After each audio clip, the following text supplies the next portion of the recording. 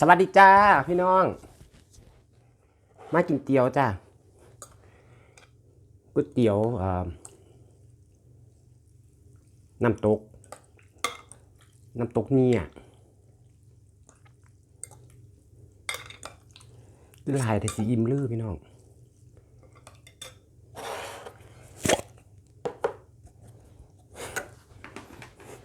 กะปิตากระเทยน้อยแบกโจย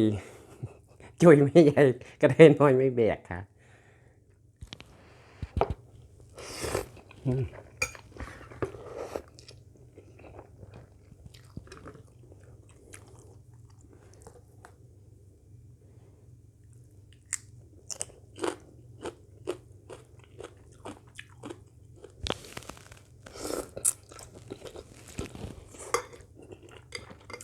หอมอยู่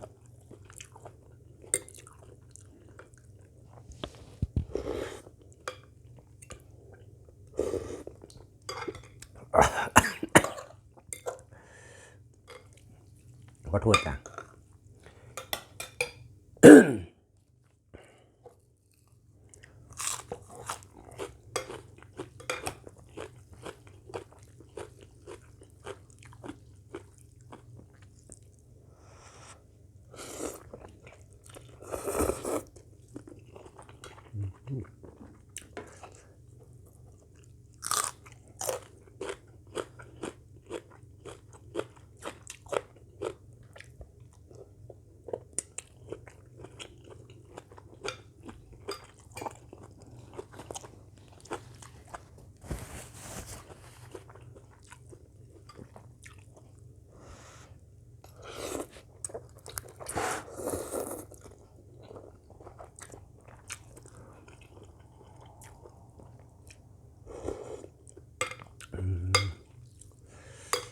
30 กีบพร้อมพี่น้อง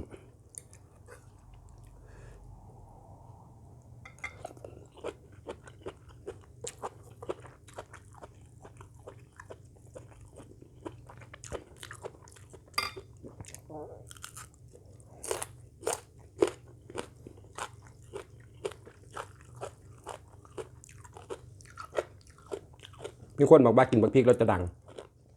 กินก่อนเพื่อดัง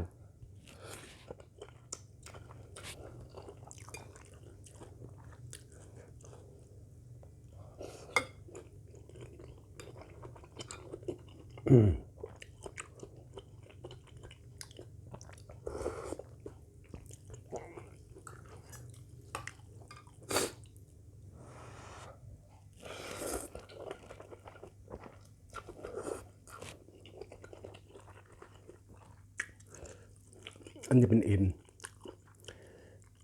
นเนื้อจ้ะ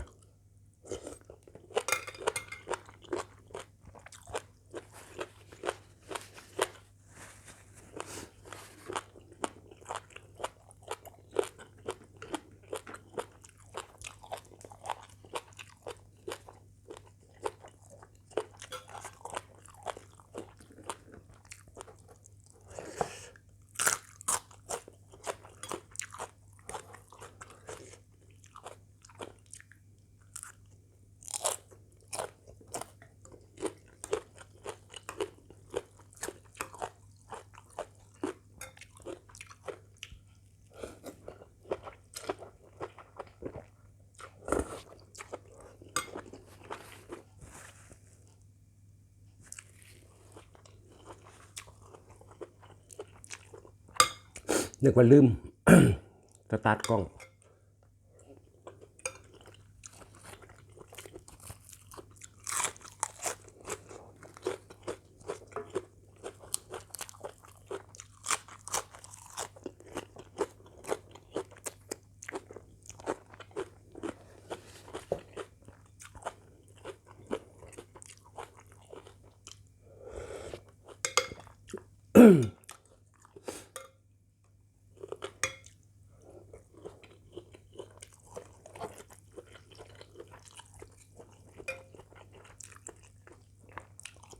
ใส่ตะเกียบน้ำเพื่อนมาเปลี่ยนพี่น้องแล้วโดยใส่ซ่อม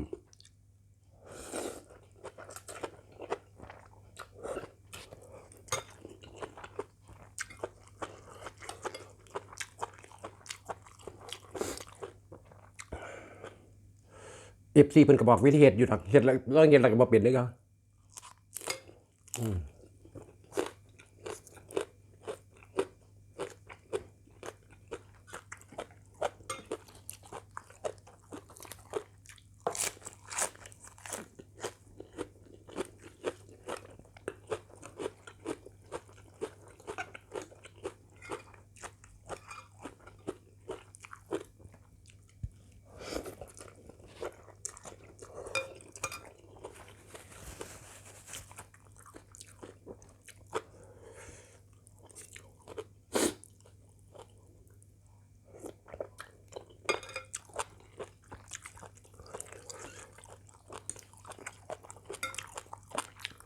เส้นยี่ห้อนี้นุ่มซื้อทุกอย่างบ่ได้ซื้อยี่ห้อนี้มันเป็นแบบแข็งๆซองมันจะเป็นรูปกุหลาบพี่น้องดอกกุหลาบดอกนึงซองมัน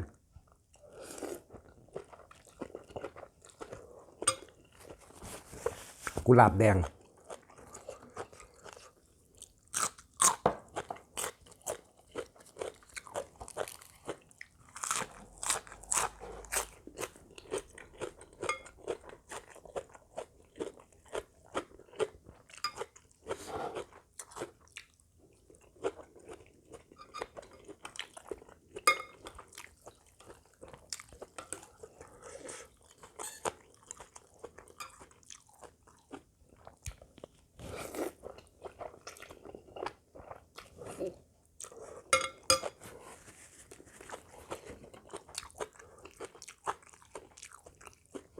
ดูเซียนก็บ่ได้บ่ขึ้น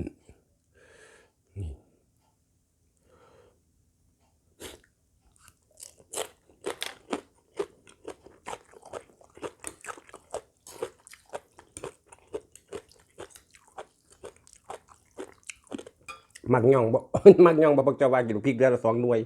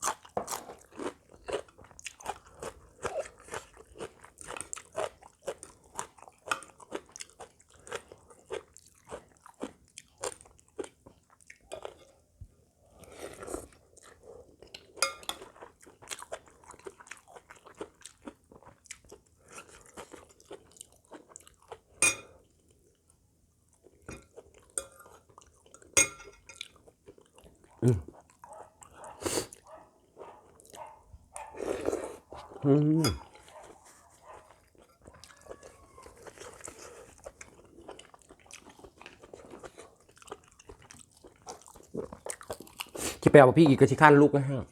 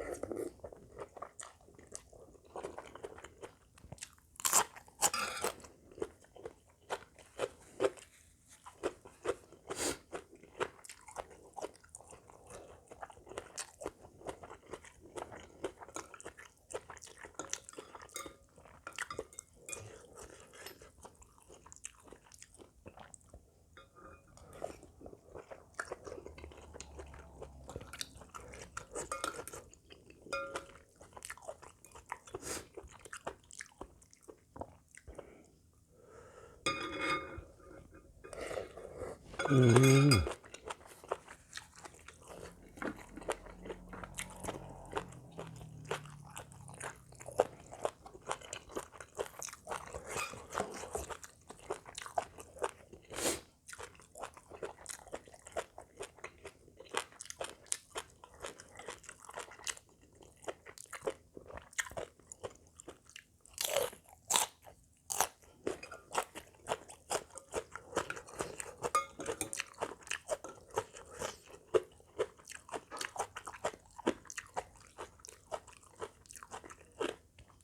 แห้งสิเมืดแห้งจิ้มจน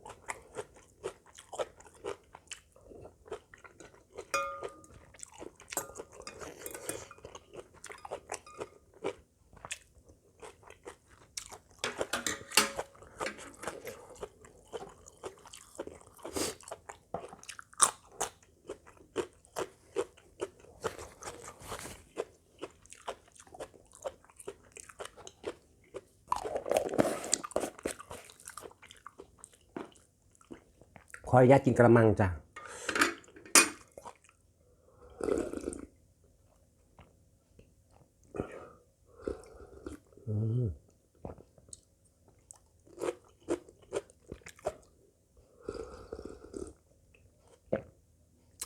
นี่หรือเมืองพุทธ